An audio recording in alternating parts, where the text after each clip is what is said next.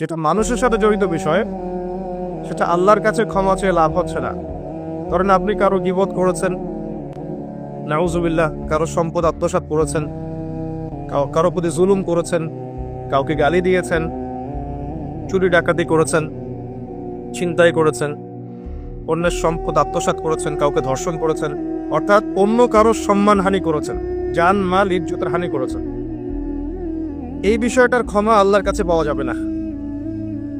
এই ক্ষমাটা ওই বান্দার কাছে নিতে হবে যে ভাই আমি আপনার গীবত করেছিলাম, আমাকে মাফ করে দেন।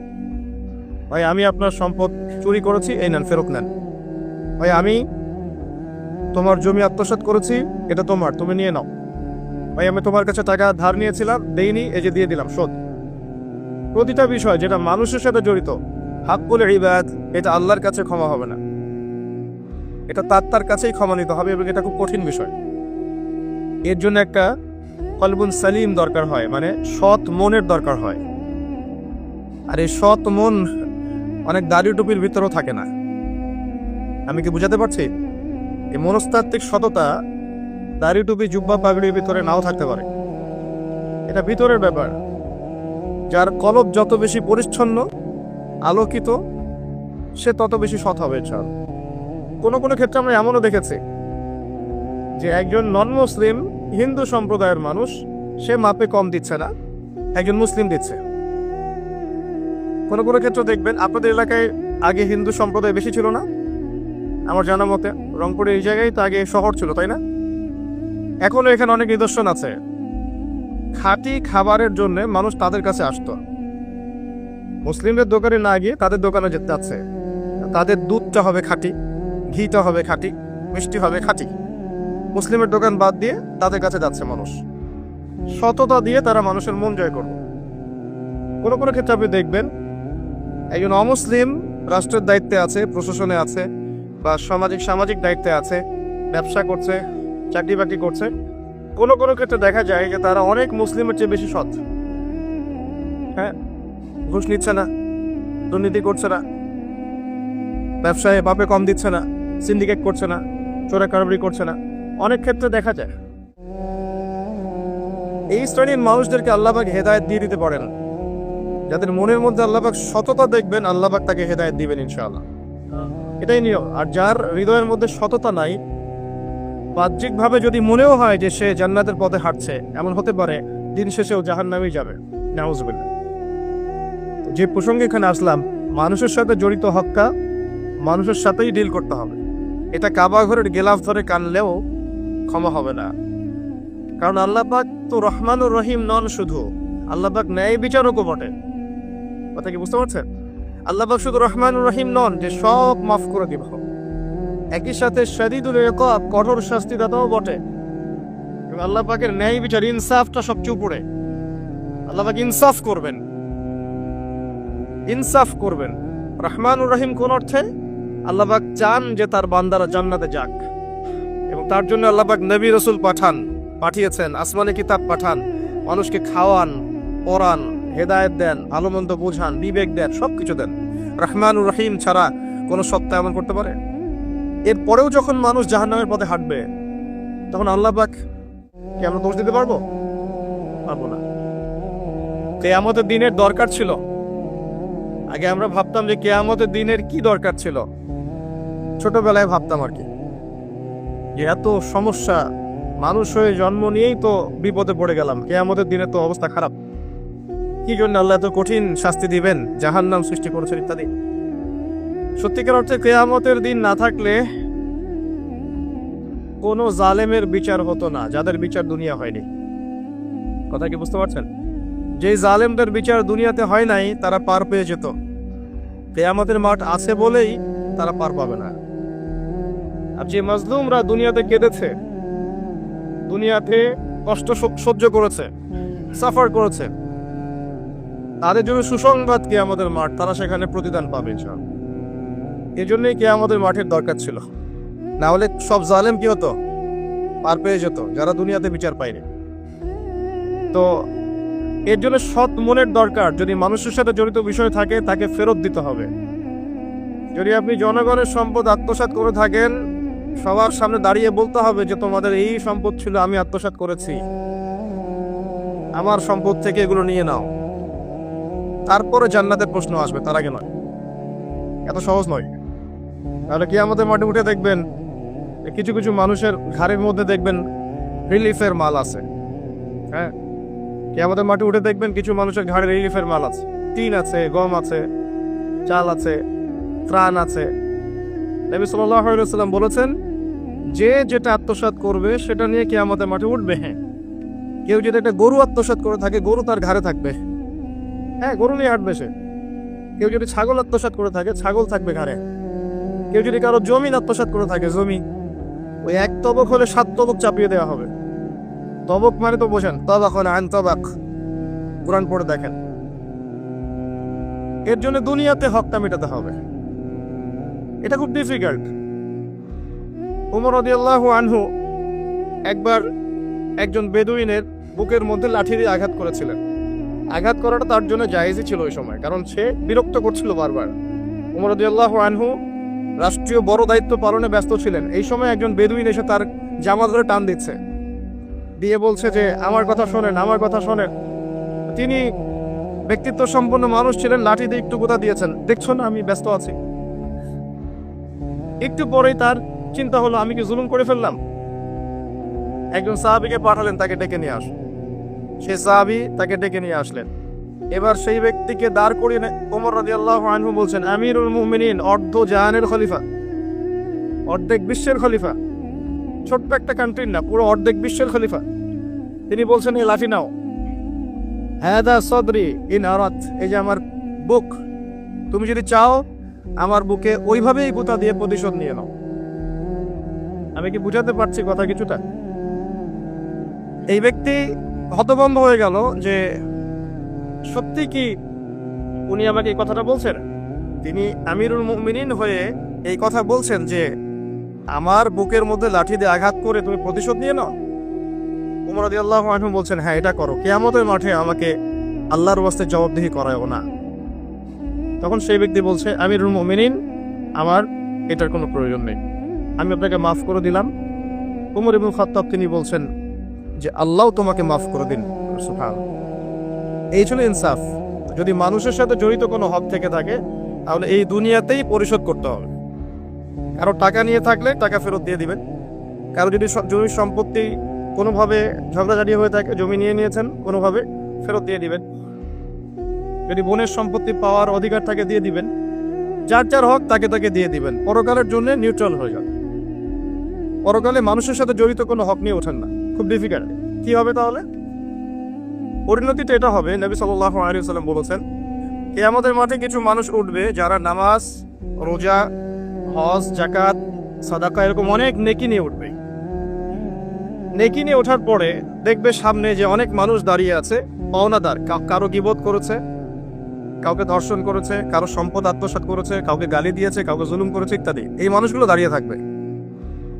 ওই সময় তো আর বেচা কেনার সুযোগ নাই, পরিশুদ্ধ হওয়ার সুযোগ নাই। আল্লাহ পাক তখন বলবেন যে এই ব্যক্তিদের নেকি তাদের আমল নামায় দিয়ে দাও, পাওনাদারদের আমল নামায় এই নেকি দিয়ে দাও। ও নামাজ, রোজা, হজ, যাকাতের নেকি থেকে তাদের ঋণ শোধ করা হবে।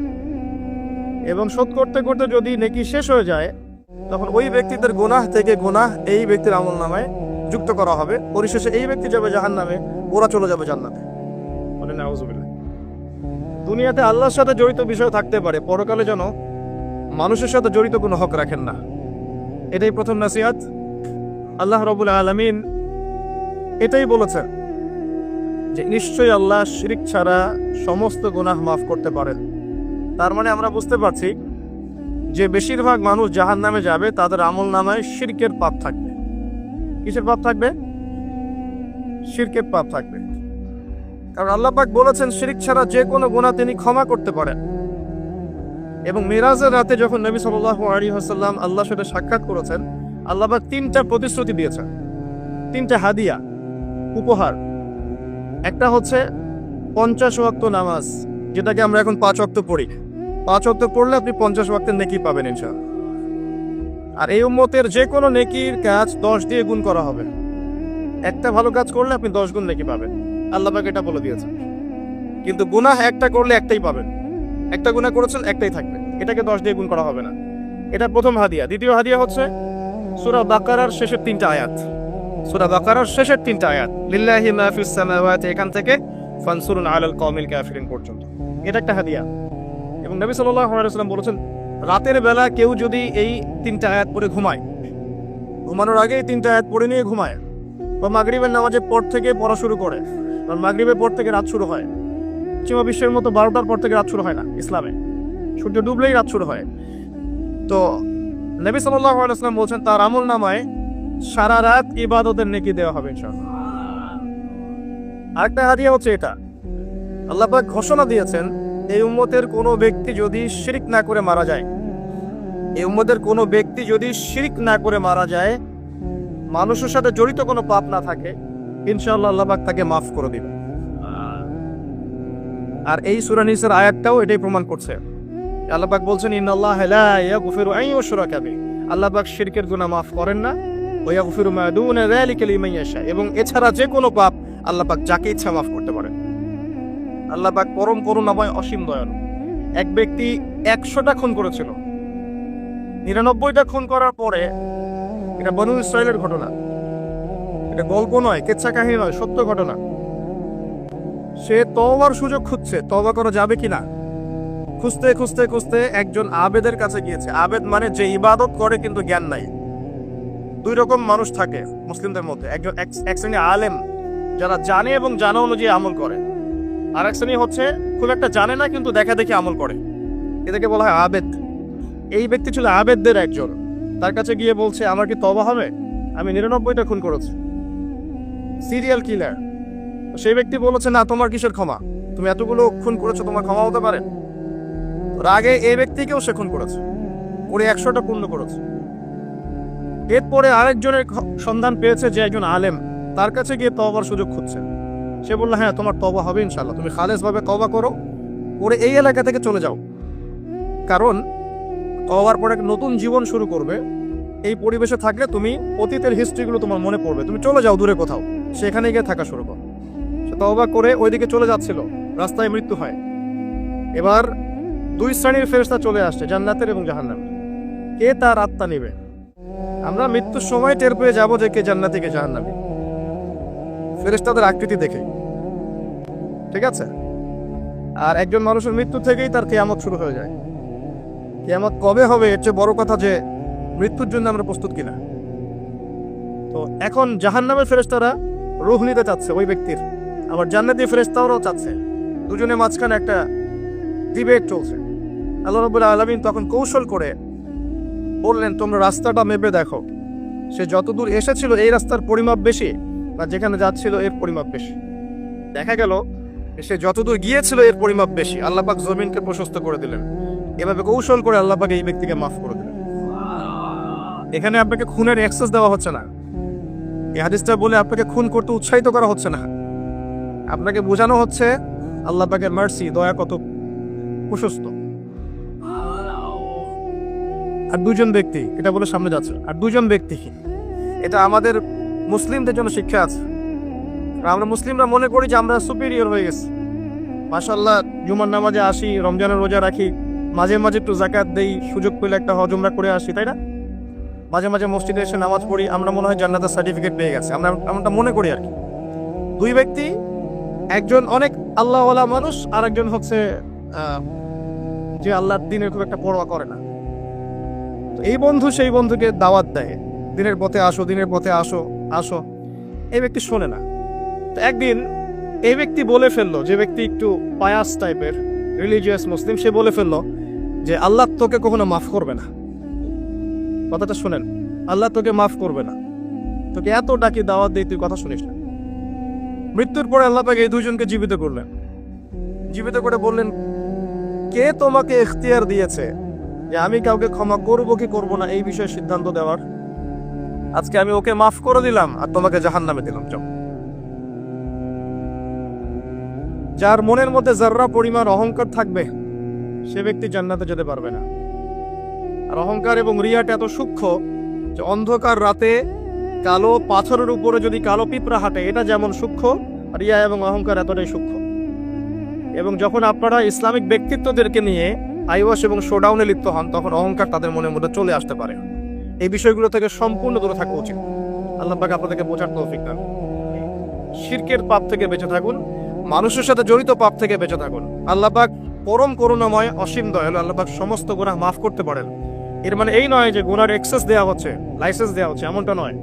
আল্লাহ পাকের দয়া বোঝানো হচ্ছে। আল্লাহ আপনাকে ভালোবাসেন এবং আল্লাহই আপনাকে প্রকৃত অর্থে ভালোবাসেন, বাকিরা আপনাকে স্বার্থের জন্য ভালোবাসেন।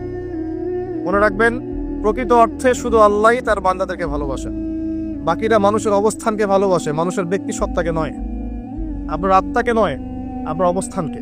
এটা আপনি হারে হারে উপলব্ধি করবেন যত দিন যাবে। বাকি বিষয়গুলো স্বার্থকেন্দ্রিক।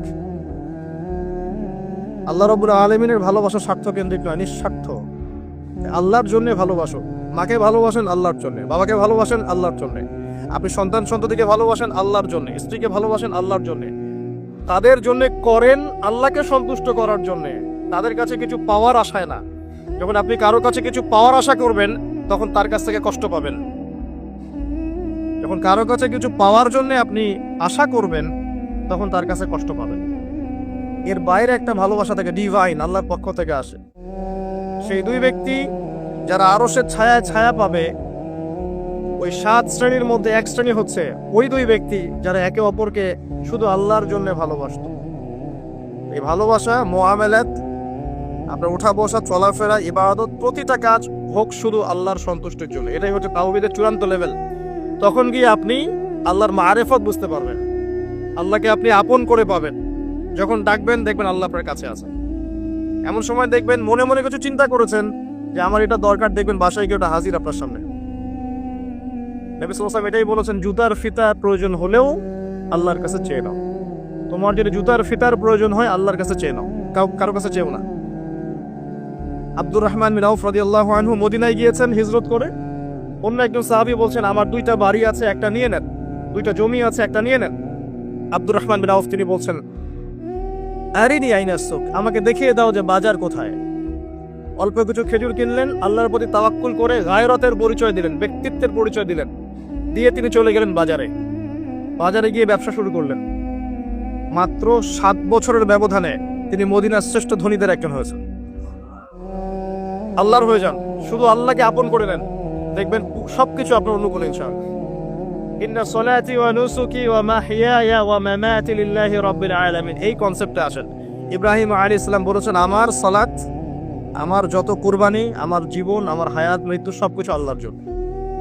তখন দেখবেন দুনিয়াতে যদি আল্লাহর পথে চলতে আপনি বাধা পান, বিপত্তি পান, কষ্ট পান, দুঃখ কষ্ট আসে, বালা মুসিবত আসে, আপনার মুখে হাসি থাকবে। আপনি বুঝবেন এগুলো আল্লাহর জন্য, আল্লাহ এগুলোর প্রতিদান দিবেন ইনশাআল্লাহ। এবার আসেন আরেকটা পয়েন্টে এসে আমি আলোচনা শেষ করতে চাই। আমাদের সামনে একটা মৌসুম অপেক্ষা করছে আল্লাহর ক্ষমা পাওয়ার।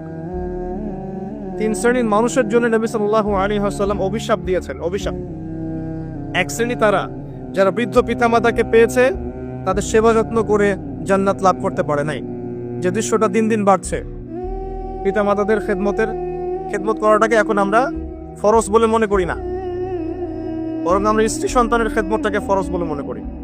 দিন যাচ্ছে দেখবেন বৃদ্ধাশ্রমের সংখ্যা বাড়ছে। বৃদ্ধাশ্রমের কোনো জায়গা নেই ইসলামে, বরং মায়ের পায়ের নিচে সন্তানের বেহেশতের কথা বলা হয়েছে। পিতার সন্তুষ্টিতেই সন্তানের জান্নাত জাহান্নাম নির্ধারণ হবে, এমনটা বলা হয়েছে। এই শ্রেণীর মানুষের জন্য অভিশাপ, ধ্বংস। নবী সাল্লাল্লাহু আলাইহি ওয়াসাল্লাম ধ্বংসের দোয়া করেছেন।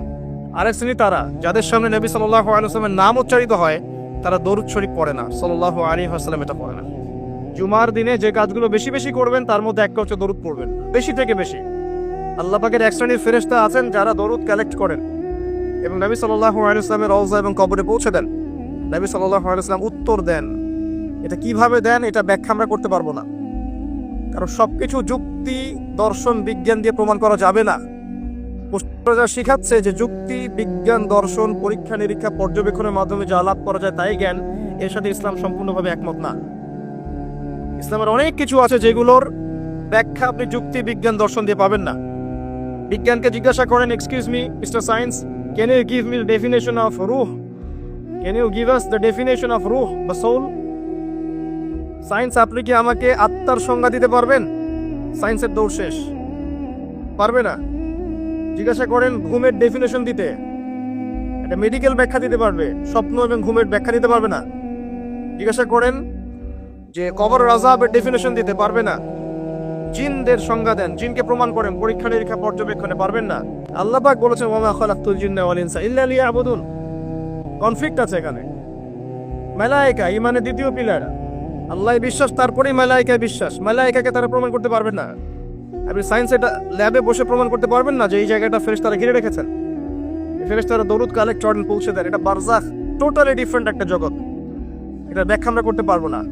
তাই যেগুলোর ব্যাখ্যা করা যায় না সেগুলোর অস্তিত্ব নাই, কথা ঠিক নয়। এটা সায়েন্সের বা যুক্তির বা দর্শনের দুর্বলতা, ইসলামের দুর্বলতা নয় এটা। নবী সাল্লাল্লাহু আলাইহি ওয়াসাল্লাম মিরাজে গিয়েছেন, কিভাবে গিয়েছেন, এত আসমান কিভাবে গেলেন, এর সবকিছু সায়েন্স দিয়ে আপনি ব্যাখ্যা করতে পারবেন না। এই জায়গায় একটা শিরক হচ্ছে। মুসলিমদের কনসেপ্ট হয়ে গেছে এমন যে কিছু প্রমাণ করা গেলেই সায়েন্স দিয়ে তাহলে বিশ্বাস করবো, না হলে করবো না। এই কনসেপ্ট ঠিক না। আপনি আপনার আত্মাটাই প্রমাণ করতে পারবেন না। এটা কঠিন না, তরল না, বায়বীয় না, কি কোথায় থাকে, মৃত্যুর সময় কোথায় যায়, একটা ডেড বডি আর আমার মধ্যে কি পার্থক্য, আত্মার পার্থক্য না, এর রুহটা কোথায় গেল, কি হলো, এটা ব্যাখ্যা করতে পারবেন না। সবকিছুকে এভাবে প্রোটেস্ট্যান্ট ভার্সনে চিন্তা করবেন না। আসেন, ফেরেশতারা কালেক্ট করেন, পৌঁছে দেন, নবী সাল্লাল্লাহু আলাইহি ওয়াসাল্লাম অ্যানসার দেন। আরেক শ্রেণী হচ্ছে তারা যারা রমজান মাস পেয়েছে, 1 মাস পরে রমাজান, এখন থেকে 1 মাস পরে রমাজান, রমজান মাসকে পেয়েছে, রমজান মাসে ইবাদত বন্দেগী করে আল্লাহর কাছ থেকে ক্ষমা নিতে পারলো না, এরা ধ্বংস হয়ে যাবে। নাউজুবিল্লাহ। 1 মাস পরে আসছে রমজান, দুনিয়াদার মানুষরা অলরেডি প্ল্যান করে ফেলেছে রমজানে কোন কোন পণ্যের দাম কি হবে, কিভাবে সিন্ডিকেট করা যায়, কি করা যায়, কেমনে লাভ করা যায়, কি সব ওদের প্ল্যান রেডি। দিনদার মানুষরা এমন করবে না। দিনদার মানুষ যারা ক্ষমা পেতে চায় তাদের কয়েকটা কাজ আমি বলে শেষ করছি। 1 নাম্বার, রমজান মাসে 5 ওয়াক্ত নামাজ জামাতে পড়ার চেষ্টা করেন। পারবেন না? হঠাৎ করে কিন্তু একটা জায়গায় শুরু করা যায় না। রমজান থেকেই শুরু করব এমনটা করা যাবে না, কিন্তু আগে থেকেই স্টার্ট করতে হবে, তাহলে রমজানে গিয়ে আপনি ফ্লো সৃষ্টি করতে পারবেন। ফ্যান ছেড়েছেন, ফ্যানটা কি ধাপ করে এত জোরে হয়েছে? আস্তে আস্তে আস্তে আস্তে বেড়েছে। একটা স্পিড আসতে সময় লাগে। আপনি প্রথমে দৌড় শুরু করেই তো বাইকে আপনি 100 টানতে পারবেন না, আপনাকে গ্র্যাজুয়ালি যেতে হবে। এটাই সুন্নাহ, আল্লাহ পাকের সুন্নাহ গ্র্যাজুয়াল। দিন থেকে রাত কিন্তু ধাপ করে হয় না, আস্তে আস্তে হয়। রাত থেকে দিন আস্তে আস্তে হয়। আপনি এখান থেকে শুরু করেন, শাবান মাস থেকে। শাবান মাসে মাঝে মাঝে কিছু রোজা রাখেন, কয়েকটা সম শাবান মাসে রাখেন। নবী সাল্লাল্লাহু আলাইহি ওয়াসাল্লাম শাবানে বেশি বেশি রোজা রাখতেন। আল্লাহ পাক আমাদেরকে তৌফিক দান করুন, যাতে রমজানে গিয়ে আমাদের কষ্টটা কম হয়। 5 ওয়াক্ত নামাজ জামাতে পড়ার চেষ্টা করেন। সেহরিতে এমনভাবে খাবেন না যে মনে হয় এটা আপনার জীবনের শেষ খাওয়া, এভাবে খাবেন না। সেহরিতে কম খান, যত বেশি খাবেন তত বেশি আপনি অলস হয়ে যাবেন। মুসলিমদের উচিত নয় খুব বেশি ভরপেট খাওয়া, এবং এই সুন্নাতটা এখন কিতাবের মধ্যে আছে, আমাদের বডি এবং আমলের মধ্যে সুন্নাতটা খুব একটা নাই। যত বড় আশেকের রাসূল দেখবেন তত বড় ভুঁড়ি, এটাই বাস্তবতা। আমরা ভোগবিলাসী হয়ে গেছে। এটা আখিরুজ জামানের সাইন। নবী সাল্লাল্লাহু আলাইহি ওয়াসাল্লাম বলেছেন শেষ জামানে এক শ্রেণী মানুষ আসবে যাদের উঁচু ভুঁড়ি থাকবে, ঠেস দিয়ে বসে থাকবে এবং আরাম প্রিয় হবে। হাদিসের পাতায় পাতায় এগুলো আছে, কি বলা নাই হাদিসে। ঈসা ইবনে মারইয়াম যখন আসবেন সিরিয়ার দামেস্কের সাদা মসজিদের মিনারের উপরে, তখন তার মাথা দিয়ে টপ টপ করে পানির ফোঁটা পড়বে, এটাও হাদিসে বলা আছে। মাসিহুদ দাজ্জালকে তিনি কোথায় মারবেন, কোথায় হত্যা করবেন, সেটাও হাদিসে আসছে, প্যালেস্টাইনের বাবেলুদ নামক জায়গায়। কি নাই ইসলাম? সবকিছু আছে। মানতে পারি না সেটা ডিফারেন্ট বিষয়, কিন্তু স্বীকার করতে হবে যে আছে, ইনশাল্লাহ জান্নাত যাওয়া যাবে। মানতে পারি না, আমল করতে পারি না, প্রতিবন্ধকতা আছে, সেটা আল্লাহ পাক এক্সকিউজ নেবেন হয়তোবা। আগে স্বীকার করতে হবে, আকীদা ঠিক করতে হবে যে হ্যাঁ এখানে সলিউশন আছে। আল্লাহ পাক এতটুকু করার তৌফিক অন্তত আমাদেরকে দান করুন। ইফতারেও কম খাবেন। ইফতারে সারাদিন রোজা রেখে বেশি খাবেন না। খেতে হলেই পেটের 1 ভাগ খান, 1 ভাগ ফাঁকা রাখেন, আপনি ইবাদত করে স্বাচ্ছন্দ্য বোধ করবেন। ইফতারে বেশি খেলে তারাবি নামাজ পড়তে পারবেন না, এবং তারাবি জামাতে পড়ার চেষ্টা করবেন। তারাবি সালাতে সুন্দর করে লম্বা করে পড়ার চেষ্টা করবেন, সময় লাগুক 1 ঘন্টা 2 ঘন্টা। সবচেয়ে উন্নত মানের হাফেজকে রাখবেন, যার তেলাওয়াত শুনে নামাজে মনোযোগ বাড়ে, সুমধুর তেলাওয়াত করবে, পুরো কোরআন খতম করবে। আমরা মনোযোগের সাথে তারাবি পড়বো ইনশাআল্লাহ। তারাবি সালাতের মাঝখানে দোয়া করবেন, সেজদায় বেশি বেশি দোয়া করবেন, রমজান মাসে দোয়া কবুল হয়। রোজা রাখা অবস্থায় বেশি বেশি দোয়া করবেন, নিজের জন্য, পরিবারের জন্য, আত্মীয় স্বজনের জন্য, দেশের জন্য, উম্মার জন্য, সবার জন্য দোয়া করবেন। দোয়ার মধ্যে সাম্প্রদায়িক হবেন না, স্বার্থপর হবেন না, সবার জন্য দোয়া করতে শেখেন। আল্লাহ পাক আপনার দোয়া বেশি বেশি কবুল করবেন ইনশাআল্লাহ। রমজান মাসে যাকাতগুলো দিয়ে দিবেন। যাকাত হচ্ছে ইসলামিক ইকোনমিক্সের বেস, যাকাতটাই বেস। শুধুমাত্র একটা কাজ যদি করতে পারতাম আমরা, এটা যাদের ক্ষমতা আছে তারা যদি কখনো মূল্যায়ন করে হয়তোবা উপকার হবে। এই দায়িত্ব আমাদের না, আমাদের দায়িত্ব শুধু প্রচার করা। শুধু যদি যাকাতটা কালেক্ট করা যেত একটা সিস্টেমেটিক ওয়েতে, বাংলাদেশে এমনও মানুষ আছে যারা একজনের যাকাতের টাকা দিয়ে 100টা পরিবার চলবে, এবং এটা প্রতি বছর আসবে, এক বছর না, প্রতি বছর নিসাব পরিমাণ সম্পদ হলেই জাকাত আসবে। দেখবেন হিউজ ক্যাপিটাল আমাদের তৈরি হতো। এটা দিয়ে আপনি বড় বড় মেগা প্রজেক্ট করতে পারতেন। দুর্ভাগ্যজনক, এটাতে আমরাই জাকাত দিতে চাই না। অনেক মুসলিম আছে নামাজ পড়ে জাকাত দেয় না, অনেক মুসলিম আছে নামাজ পড়ে সুদ খায়, নামাজ পড়ে ঘুষ খাচ্ছে, নামাজ পড়ে দুর্নীতি করছে। নামাজি ব্যক্তি কবরের সেজদার দাগ আছে। আমি এমন দেখেছি আমার সাথে আল্লাহ রাস্তার সময় দিয়েছে, তাবলীগে বোনের সম্পত্তি দেয়নি, বোনের হক দেয়নি, বোনকে বুঝিয়েছে যে তুমি না নিলে তো এটা নেকির কাজ, তুমি ছেড়ে দিলে এটাই নেকির কাজ, সব হবে তোমার। আমরাও কম না ভাই, তাই আগে নিজে ভালো হই, মানুষের ভালো নিয়ে পরচিন্তা করি। আলাইকুম আনফুসাকুম, নিজের নফসের খবর নেই। মানুষকে সংশোধন করা অনেক কঠিন বিষয়, নিজে সংশোধন না হলে মানুষকে সংশোধন করা যায় না। এটাই আমাদের সমস্যা, আমরা আগে নিজেরটা চিন্তা না করে মানুষের চিন্তা করি। আল্লাহ পাক আমাদেরকে বোঝার তৌফিক দান করুন, বক্তা শ্রোতা সবাইকে আমল করার তৌফিক দান করুন। রমজান মাসে আরো কিছু কাজ করি, বেশি ইফতার করাবেন, বেশি থেকে বেশি মানুষকে ইফতার করাবেন, করা যাবে ইনশাআল্লাহ। একজন রোজাদারকে ইফতার করালে ওই ব্যক্তি রোজার নেকি আপনি পাচ্ছেন, এবং আপনার নেকি থেকে কাটা হবে না, বরং আপনাকে এক্সট্রা বোনাস দেওয়া হবে। প্রত্যেকদিন মসজিদে আসর থেকে মাগরিব পর্যন্ত দার্সে হাদিসের ব্যবস্থা করেন। এই যে আপনাদের এখানে মুনতাখা হাদিস বই আছে না, মুনতাখা হাদিস, ফয়জুল কালাম, তারপরে এই যে রিয়াদুস সালেহিন, এই বইগুলো আছে মিশকাত, এখান থেকে দার্স দিবেন। আসর থেকে মাগরিব পর্যন্ত এগুলো চলবে। মাগরিবে মানুষ আসবে, এখানে সবাই মিলে ইফতার করবে, করা যাবে না? ইফতার করাবেন, পরিবেশ বসা থাকবে। ইফতার যারা বাসায় করবেন, আমার অনুরোধ হচ্ছে পরিবার বর্গকে সাথে নিয়ে ইফতার করেন, যাতে ছোট ছোট বাচ্চারা দেখে যে আমরা এইভাবে ইসলামিক সংস্কৃতি দেখে বড় হয়েছি। এখন এক একটা পরিবার এক একটা জগৎ, একটা ছাদের নিচে 10টা জগৎ, 10 জনের হাতে 10টা ফোন, এক একজন এক একটা ঘরে, ফোনের মধ্যে এক একটা ওয়ার্ল্ড, এক একটা জগৎ, কারোর সাথে কারো কথা নাই, আত্মকেন্দ্রিকতা। পাশে কে ফ্ল্যাটে কে আছে তো দেখার সময় নেই। তো পরিবারের সদস্যদেরকে নিয়ে ইফতার করেন। আরেকটা নসিহত করব, রমজানের যে বাজার, এই বাজারটা আগেই করে রাখেন। রমজান মাসে বেশি বাজারে যাবেন না, সময় নষ্ট করবেন না, বেশি কোরআন তেলাওয়াত করবেন। রমজান মাসে কোরআন তেলাওয়াত এজন্য করবেন, কোরআন এই মাসেই নাজিল হয়েছে, অন্তত একটা বার খতম দেওয়ার চেষ্টা করুন, পারা যাবে? আলিফ লাম মিম থেকে একদম মিনাল জিন্নাতি ওয়ান নাস পর্যন্ত প্রত্যেকদিন এক পারা করে পড়েন, 30 দিন 30 পারা হয়ে যাবে, পারা যাবে না? এরা হাফেজে কোরআন আছেন, এই মাসে কোরআনটাকে হিফজ করবেন, আরো ভালো করে চর্চা করবেন। এরা আরো বড় স্কলার আছেন, কোরআনকে গবেষণা করবেন, কোরআনের দার্স দিবেন, মানুষকে কোরআনের কথা বলবেন। এটা একমাত্র কিতাব যার মধ্যে প্রতিটা বিষয়ের সলিউশন আছে, এবং এটা মানুষের ভিতর ঢুকে গেলে আপনাকে তখন তরবারির জোরে ইসলাম আর কায়েম করতে হবে না। ইসলাম এভাবে কায়েম হয়েও নাই, মানুষের মন পরিবর্তনের মধ্য দিয়ে ইসলাম কায়েম হয়েছে। তো কোরআন মানুষের ভিতরে ঢুকিয়ে দেন, অটোমেটিক দেখবেন সে আল্লাহর পথে চলে আসবে ইনশাআল্লাহ। এটাই মূল কাজ, জ্ঞানতাত্ত্বিক কাজটাই মূল, মানুষকে জ্ঞানী করাটাই মূল কাজ। আমরা বেসিক কাজ করতে চাই না, বড় বড় স্বপ্ন দেখে বেসিক কাজ দেখবেন, 5 ওয়াক্ত নামাজ পড়তে চাই না, যাকাত দিতে চাই না, কোরআন তেলাওয়াত করতে জানি না, বাসায় পর্দা নাই, হালাল রিজিক নাই, কিন্তু বড় বড় কথা বলি। ব্যক্তি জীবন ঠিক করা উচিত আগে, বড় বড় কথা অনেক পড়ে, এগুলো সময় না। এখন প্রাইমারি লেভেলে কাজ ঠিক নাই, ভিত্তি ঠিক নাই, আপনি বাড়ি বানাবেন কিভাবে? রমজান মাসে কোরআন তেলাওয়াত করেন, বেশি আল্লাহ জিকির করেন। হিসনুল মুসলিম একটা বই আছে, হিসনুল মুসলিম, বইটা মুখস্থ করে ফেলেন, বইয়ের মধ্যে প্রচুর জিকির দেওয়া আছে, দোয়া দেওয়া আছে, এগুলো করেন। রমজান মাসে আল্লাহ আপনার দোয়া কবুল করবেন ইনশাআল্লাহ। তারাবির নামাজ পড়েন, একসাথে ইফতার করেন, বাজারগুলো আগে করে ফেলেন, বাজারে বেশি সময় দিবেন না। আর স্পেশালি শেষের দশকে মহিলাদের হাতে টাকা পয়সা দিবেন না, যাতে তারা মার্কেট ঘুরে পরিবেশ নষ্ট করে, এই কাজটা করবেন না। আপনি বাজারঘাট করে দিবেন। শেষ দশকে দেখা যায় যে আমরা আমাদের টাকা পয়সাগুলো বাসায় ফ্যামিলি থেকে দেই, বা শেষের দশকে সারা মার্কেট ভর্তি, এরা ঘুরে বেড়াচ্ছে মার্কেট, লাইলাতুল কদরের কোনো খবর নাই। ইভেন আমরাও শেষের দশকে দেখবেন মার্কেটে আরো বেশি ব্যস্ত হয়ে যায়।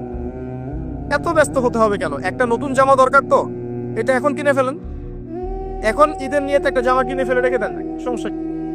শেষ দশকে আল্লাহ রাব্বুল আলামিন বলেছেন একটা রাত আছে, যে রাতে ইবাদত করলে 1000 মাস ইবাদতের নেকি পাওয়া যায়।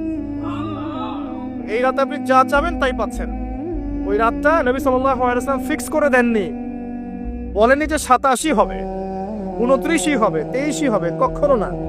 তিনি বলেছেন শেষের বিজোড় রাতগুলোর মধ্যে একটা, 21, 23, 25, 27, 29 পাঁচটার মধ্যে একটা হবে যে রাতে কোরআন নাজিল হয়েছে। এটা আল্লাহ ভালো জানেন কবে হবে, আপনি বলতে পারবেন না। এই জন্য শেষ দশকে যদি ইতিকাফ করতে পারি তাহলে এই রাতটা পাওয়ার সম্ভাবনা বেশি। নাও পারি, বাসায় তারাবি পড়ে গিয়ে শেষ রাতে আবার জাগতে হবে, রাত জাগতে হবে আলো জেলে রেখে উৎসবের উৎসাহে। এভাবেই রাত জাগতে হবে, জাগতে হবে রাত আলো জেলে রেখে উৎসবের উৎসাহে। আল্লাহ পাক আমাদেরকে বোঝার তৌফিক দান করুন।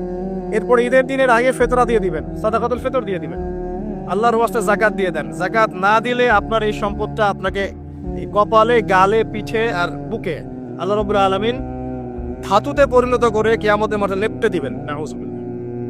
বলবেন হাযা মা কানাসতুম লিআনফুসিকুম, এটাই তো এই সম্পদ যা তুমি জমা করেছিলে, আমার হক দাওনি। এই রমজান মাসে এই আমলগুলোর মধ্য দিয়ে আমরা তাকওয়া অর্জন করতে পারবো ইনশাআল্লাহ, আল্লাহর ক্ষমা পাবো ইনশাআল্লাহ। এবং আশা করা যায় এই ওসিলায়